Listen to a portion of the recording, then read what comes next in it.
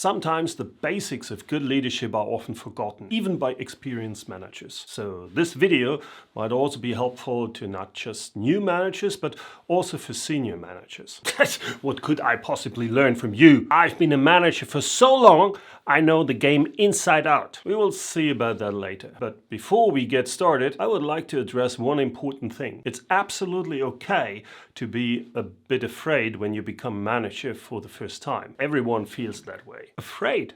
If you're afraid, you're not fit for being a manager. Don't listen to that. When you think of your supervisors, you've probably perceived them as confident and calm, but don't forget, that takes practice. That's nonsense. You're either born a leader or not. That's simple. Good thing you just brought that up. Please forget about that BS. Leadership is a skill you can learn. Believe me, when I was a manager for the first time, I screwed up a lot. But over time, I learned from my mistakes and I became a better leader. Not me. It's in my blood. What can I say? Let's start with tip number 1. You shouldn't concern yourself with how exactly your team gets from A to B. Just make sure they reach the goal. Otherwise, if you get involved in every nitty-gritty detail, you'll most likely be perceived as a micromanager. And you don't want that, believe me. That's the number 1 motivation killer. John, did you label the weekly project report in a different color? Yes, boss. I think it makes it easier for me and for the colleagues to separate it from all the other reports. I don't like that. From now on, check with me first, before you make such a decision. I'm your boss for a reason. Yeah, and what reason is that? What's that? Nothing, boss. Micromanaging is also not the best use of your time. You should focus on strategy and leadership instead. So as long as the outcome is positive, you shouldn't get involved with the process in detail. As a manager, employees quickly form opinions of you based on what you say and what you do. They want to know that you care about them and about their work, especially when you are new. Care about them. What is this? Kindergarten? This is business. Only good results matter to me. It's not my job to hold their hands.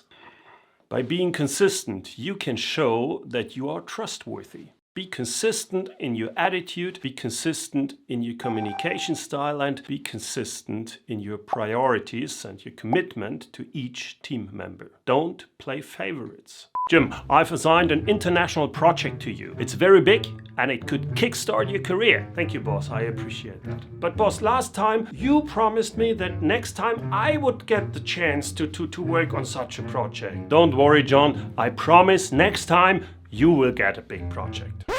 Well, if you want to lose your credibility and also want to erode your employee motivation, that's exactly the way to go. So you better don't do that. Keep your promises from day one, even if it means making an unpopular decision. And very important, stick to your decisions and stick to your commitments. Don't expect to have all the answers right away. There's no harm in saying, I don't know. You are new to this role. You are in learning mode. Asking for help is not a sign of bad leadership, especially when there are people who have been with the company for much longer than you. They know the ins and outs of their job better than you. Learn from them and make use of their experience and their knowledge. What? I should ask my employees for help? What do they know? They don't have a master's degree? Oh boy. With that attitude, your team will never have your back if shit hits the fan. I wouldn't need them anyway. Alright, suit yourself then. By the way, it's better to ask for help or for information than pretending to know everything. Especially the senior employees see right through that, and nobody likes a know-it-all. I can't stress that enough. Regular one-on-one meetings with your direct reports are your most powerful tool as a manager. It's an opportunity to build a professional relationship and to empower your employees to make decisions and set their own goals. Create a schedule, that's so important. A schedule that is consistent and that you know you can stick with. Maybe it's weekly, bi-weekly or monthly. It's up to you, but be consistent. Boss, shouldn't we be having our weekly one-on-one right now?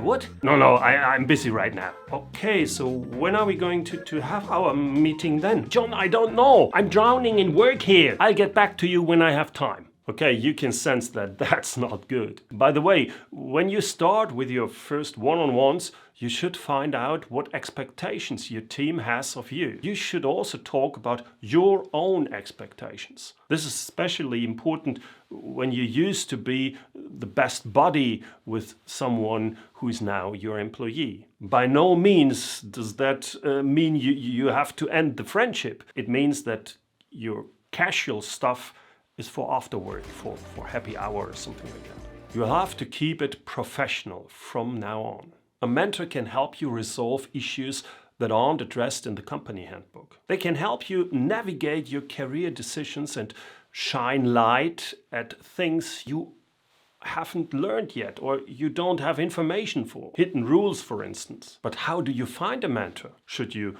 just ask directly?